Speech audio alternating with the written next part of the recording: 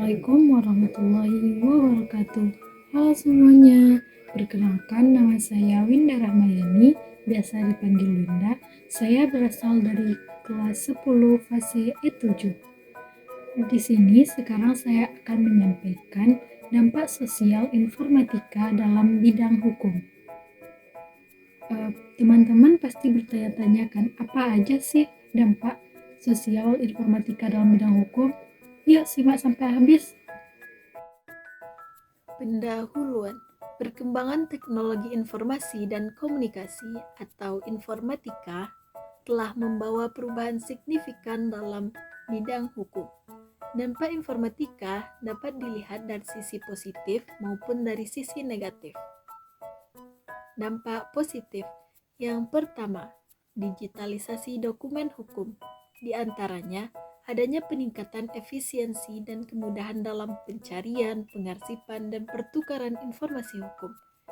Lalu, dapat memudahkan akses dan berbagi dokumen hukum.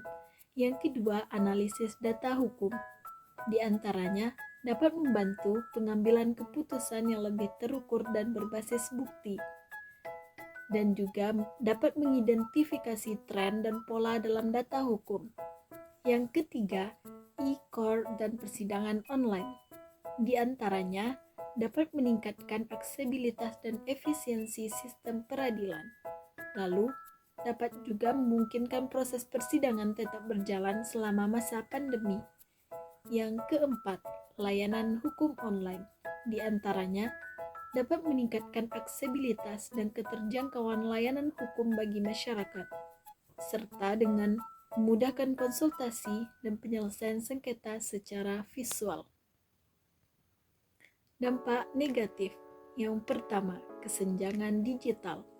Di antaranya, adanya keterbatasan akses masyarakat terhadap teknologi dan layanan hukum digital, serta potensi memperburuk kesenjangan akses keadilan.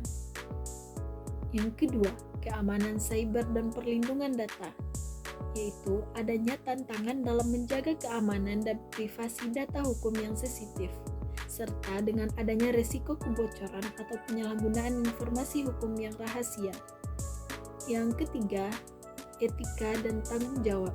Di antaranya, pasti ada tantangan dalam mengembangkan kerangka etis penggunaan teknologi dalam hukum, serta pertanggungjawaban hukum atas penggunaan teknologi yang tidak tepat. Solusi dari dampak negatif informatika yang pertama, harus adanya pengembangan literasi digital dan pelatihan bagi praktisi hukum, yaitu dengan cara mendorong budaya inovasi dan adaptasi teknologi di lingkungan hukum. Yang kedua, pengembangan sistem keamanan dan perlindungan data yang kuat dengan cara mengembangkan prosedur tanggap darurat dan pemulihan bencana yang efektif. Yang terakhir, harus adanya pengembangan sistem pengawasan dan akuntabilitas yang efektif, yaitu dengan memastikan adanya mekanisme pertanggungjawaban bagi pihak yang melanggar aturan dan melakukan penyalahgunaan teknologi.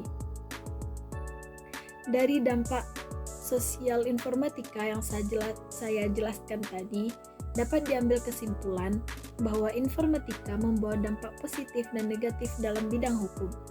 Jadi, diperlukan upaya seimbang untuk memanfaatkan teknologi secara optimal dan mengelola risikonya dengan baik.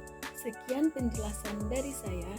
Semoga bermanfaat bagi teman-teman yang udah nonton sampai akhir. Saya ucapkan terima kasih. Wassalamualaikum warahmatullahi wabarakatuh. Oh iya, jangan lupa like, comment, share, and subscribe ya.